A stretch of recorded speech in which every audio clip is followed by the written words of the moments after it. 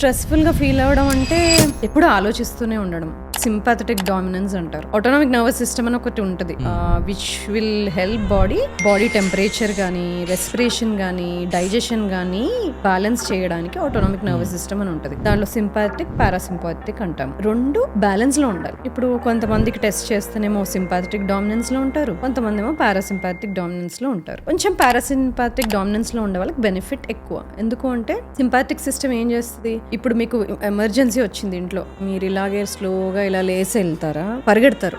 ఎందుకంటే నీడ్, అది బాడీకి తెలుసు, అది అలా రియాక్ట్ అవ్వాలి. రెస్ట్ ఆఫ్ ద టైం కూడా అలాగే ఉంటున్నాం. అది ఎలా తెలియాలి? Waiting for something to happen, waiting for a notification it self is a stressful thing. ఇవి మైక్రో డోసెస్ ఆఫ్ స్ట్రెస్ అంటాము. ప్రతిసారి to that action there is a reaction. ఆ రియాక్షన్ అప్పుడు ప్రతి రియాక్షన్ ఉన్న ప్రతిసారి కార్టిజాల్ రైజ్ అవ్వాలి. దాన్ని అడ్రస్ చేయడానికి కార్టిజాల్ రైజ్ అవ్వాలి. Body is not made for that. Humans తయారైనప్పుడు అప్పుడు ఏం తెలియదు, ఒక మోడర్న్ లైఫ్ స్టైల్ వస్తుంది, అప్పుడు ఒక కల్చర్ వస్తుంది. ఆకలి వేసినప్పుడు కావాల్సినంత ఎనర్జీ వచ్చి హంట్ చేయాలి, హంట్ చేసి తిన్న తర్వాత ఇంకేం పని లేదు, రిలాక్స్ అయిపోవాలి.